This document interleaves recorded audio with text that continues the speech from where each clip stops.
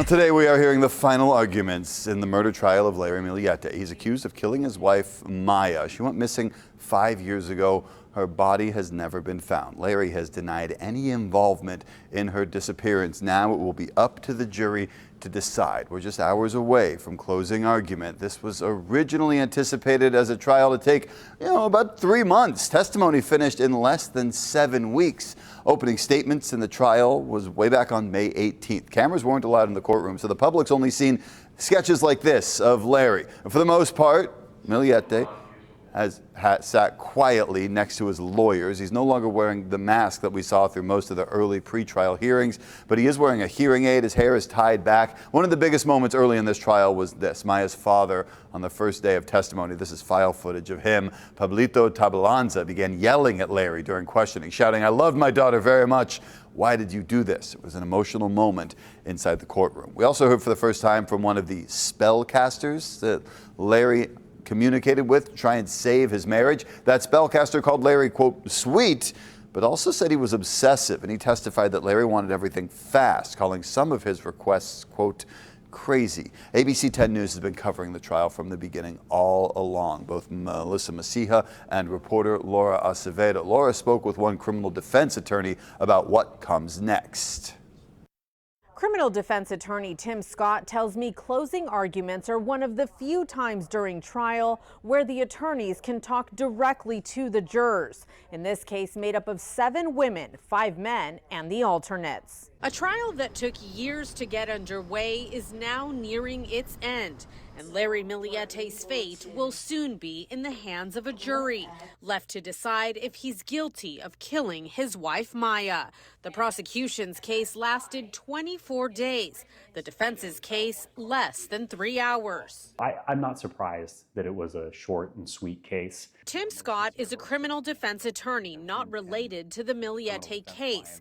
Larry's defense team had initially said their case would take 4 to 5 days, but it ended up being about 2.5 hours, with just 3 witnesses called to the stand. Scott says that's not really surprising. When the prosecution just didn't meet their burden, a short or almost non-existent defense case can just be a statement saying they didn't meet their burden. He also says people shouldn't read into Larry not taking the stand in his own defense. And it is his right. Nobody has to take the stand to explain why they're innocent.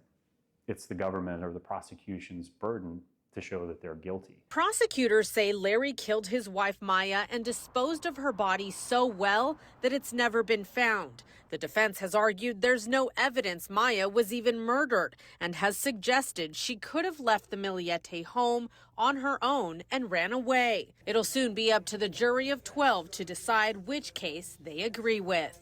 Laura Acevedo, ABC 10 News. Since Maya went missing, loved ones have made sure she hasn't been forgotten. Recently, supporters held an online prayer vigil for her. Back in January, Maya's family and other community members gathered in Chula Vista for a prayer hike. They've actually done this several times since she's disappeared. But for the first time, we saw her 3 children at this event to support their mom. They sang a song in honor of Maya. We were invited to show the kids, but the family requested that we not interview them, and we honored those wishes. The children were only 4, 7, and 11 years old when Maya vanished in 2021. Dozens of people, including the mayor of Chula Vista, made their way around Mount San Miguel Park. That's the same area where Maya would often go hiking. They wanted to make sure that her story was not forgotten. You can count on us to bring you all of the latest updates on air and online. Both sides will lay out their closing arguments today. Go to 10news.com. You can follow along on our live blog. A critical Senate race is in turmoil this morning as a growing number of Democrats are urging their candidate in Maine to drop out of the race. Grant Plattner faces new allegations of sexual assault, this time from a former girlfriend. Jenny Resicott says Plattner showed up at her home drunk in 2021 and assaulted her. Plattner denies the allegations, but he posted a video online saying he's now reflecting on the best path forward for his campaign. If he drops out by Monday, Democrats have until the 27th to pick a replacement. That could be Maine's current governor, Janet Mills. She would run against Republican incumbent Susan Collins. This is significant because this is the only Senate race in the country where a Republican is up for re-election in a state that Kamala Harris won in 2024. Intense storms are dumping rain all across the Northeast. In Monmouth County, New Jersey, downpours caused the roof of one building to collapse. 2 people were trapped inside, leaving witnesses terrified. Terrifying, absolutely terrifying, and just within 20 feet, extreme tragedy. I maybe wouldn't be standing here right now. In Chicago and New York, the downpour brought more than a half-foot of rain in some areas, forcing several water rescues.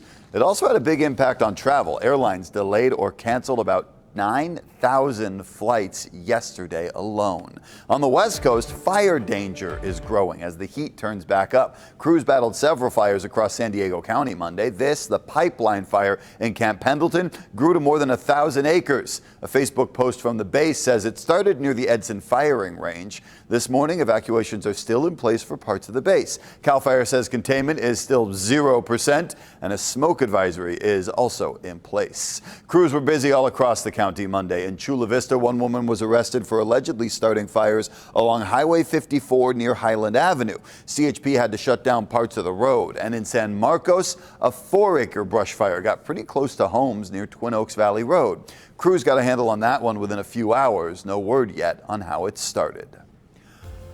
America's World Cup dreams fell short on Monday. An ugly 4-1 loss to Belgium. The team made a number of mistakes during the game, the kind they really hadn't had yet in the tournament. A lot of people around the world may see the loss as karma. FIFA made a controversial decision to allow U.S. striker Florin Balogun to play last night. They suspended a red card penalty that he received in last week's game. With the loss, all 3 host countries, the U.S., Canada, Mexico, they're now all out of the tournament. San Diego fans, though, packed bars and watch parties to support their teams, and a lot of them say they're still proud of how far the U.S. got. It shows how good the U.S. soccer has come, and, we're only going to get better. So, next World Cup will be there.